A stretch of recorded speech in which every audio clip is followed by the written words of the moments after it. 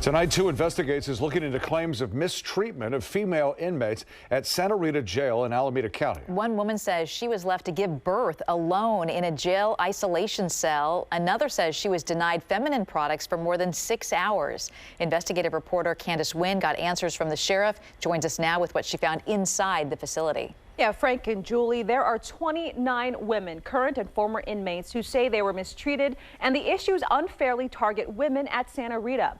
We got answers from the sheriff, who says these accusations are hurtful, offensive, and false. Candace Steele says the birth of her baby Hope was a blessing and a curse. It was a blessing to have my child, but it's also a curse that I had to endure that. No woman should have to do that, no matter where they are in jail, no matter. They shouldn't have to be ignored like that. July 21st, 2017, Steele found herself in custody at Alameda County Santa Rita Jail. I was 8 months pregnant, about to pop. Sheriff's deputies had arrested Steele and her boyfriend at a homeless encampment here in Castro Valley, charging the couple with trespassing and child endangerment. Steele's case was later dismissed. They put me in the isolation cell, and I still wasn't feeling right. Maybe 15 minutes later, after I saw the nurse, I was crawling to the toilet to go throw up, and that's when my water broke. Steele had been sent to the hospital, but sent back to jail because doctors said she wasn't in labor. Court documents show a jail nurse then said Steele was exaggerating, and deputies put her in an isolation cell as punishment. I noticed that they shut the little window on me to muffle my screams. What she was about to go through, Steele says, is nothing anyone should be forced to endure.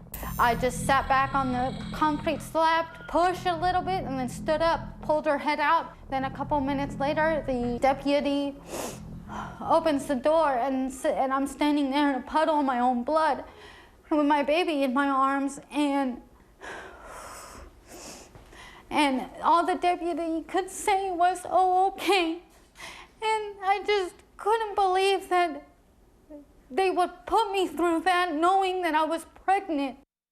6 months before, Cindy Toronto of Richmond found herself in the same jail. Going through a very difficult divorce. Arrested for violating a restraining order. I was put in this detention cell. I don't know the specific names of it. Toronto says after asking 4 times, You just wanted feminine products. I just wanted feminine products. it took more than 6 hours for staff to give her a pad. I bled through everything. Deputies released Toronto the next morning. Charges were never filed. So I walked out of jail, soaked, covered in blood, and had to take the bus to BART. Were you angry? I was ashamed of basically being a woman.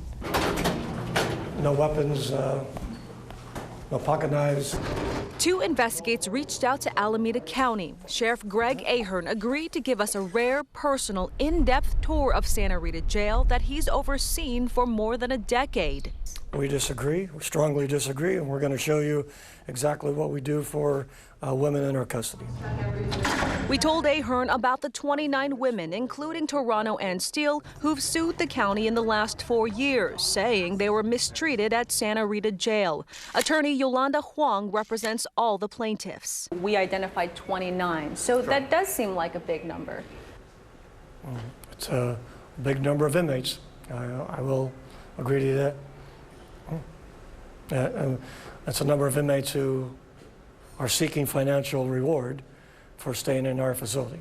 Surrounded by his team of department heads. This is one of the cleanest facilities you'll ever step foot in. We went from unit to unit. And this is our clinic, our trauma room. We also have a pharmacy here. The sheriff showed us the OBGYN department, stacks of menstrual pads, toilet paper, and other sparkling clean spots. Very proud of us, even our doorknobs are polished brass.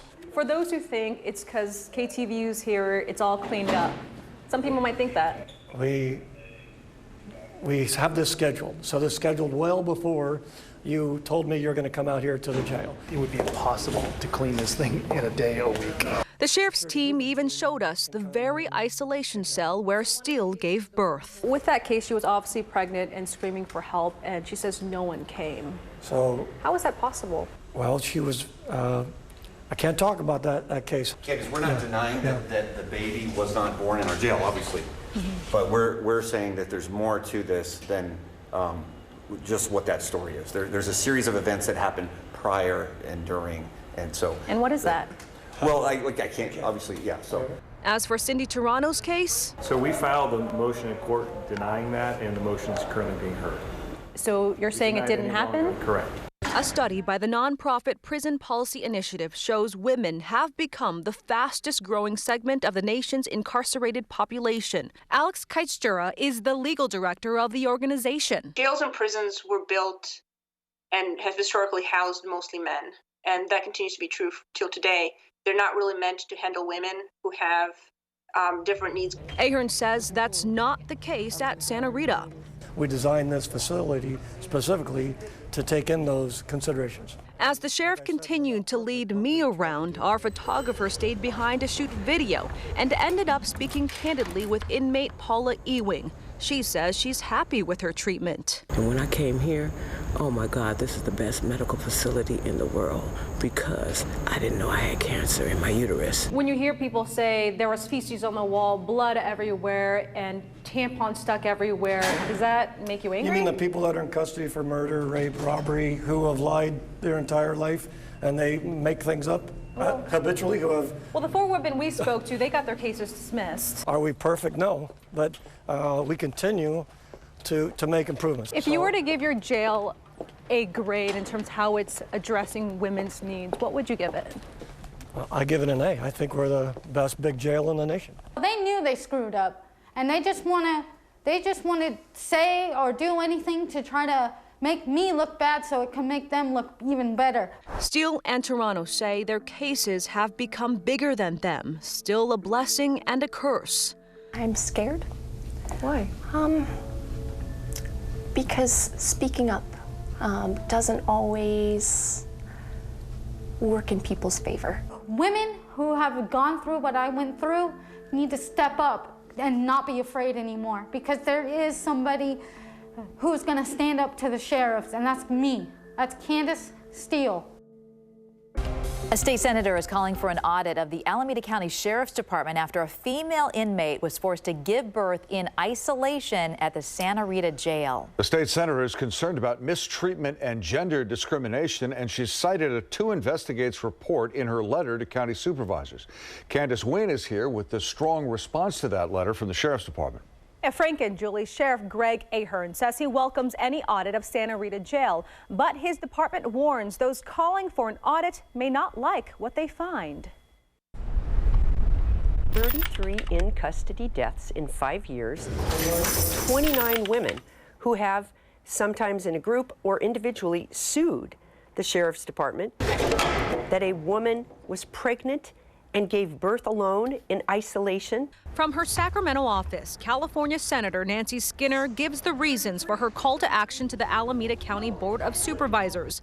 The state leader represents the East Bay and is requesting the board approve an independent performance and financial audit of the sheriff's office. And the public deserves that we use their taxpayer dollars in the most appropriate and efficient and effective way possible. And that does not include in-custody deaths. Skinner's February letter to the board mentions troubling reports, which includes a 2 Investigate story from November. That's when our cameras went inside Santa Rita Jail after we uncovered dozens of accusations of inmate mistreatment and gender discrimination. One of the accusers was Candace Steele. I was 8 months pregnant, about to pop. Sheriff's officials say doctors misdiagnosed Steele's labor when she was in custody. She says deputies ignored her labor pains and put her in an isolation cell as punishment, where she was forced to give birth. Deputy opens the door and I'm standing there in a puddle of my own blood with my baby in my arms, and all the deputy could say was, "Oh, okay." And I just couldn't believe that they would put me through that, knowing that I was pregnant Outrageous, completely outrageous.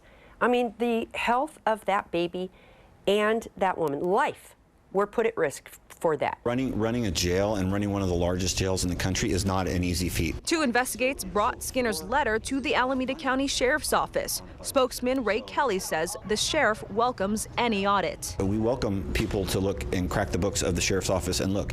And like I say, they may not like what they find. What Sergeant Kelly means by that is, although critics question the sheriff's budget of $440 million a year, a financial audit, he says, may find the department needs more money. We're starting every fiscal year about $20 million in the hole, and that we're doing much more with less. My point of the audit is not to justify an increase in the budget, but rather to look at policies and procedures and see where they can be improved so that we have no deaths in custody. Skinner's letter references 33 in-custody deaths at Santa Rita Jail in the last 5 years. Sheriff's Department data shows most of them were a result of suicides and natural causes. The data also shows the number of deaths has trended down. We know we're saving lives when people come into our custody. Usually it's on, they really have hit rock bottom. So we want real accountability, we want real transparency. Human rights advocates like Jose Bernal with the Ella Baker Center say they've been calling for an audit since 2017, but their calls fell on deaf ears until now. I think Alameda County is right, residents are right to ask, what are you doing with the money? Do you think the board would have approved an audit without you writing this letter? I think that the community pressure has been building. These are very troubling incidents at the Sheriff's Department that could be indicators of something very deeply wrong with either staffing allocations or policies or procedures, which you can't get at unless you have an audit. We are not afraid of audits. We are not scared of audits. We'll bring them on. County officials say the sheriff's office is already being audited by a multi-county agency. Critics believe it's more of an overview and not as detailed as what the senator is calling for.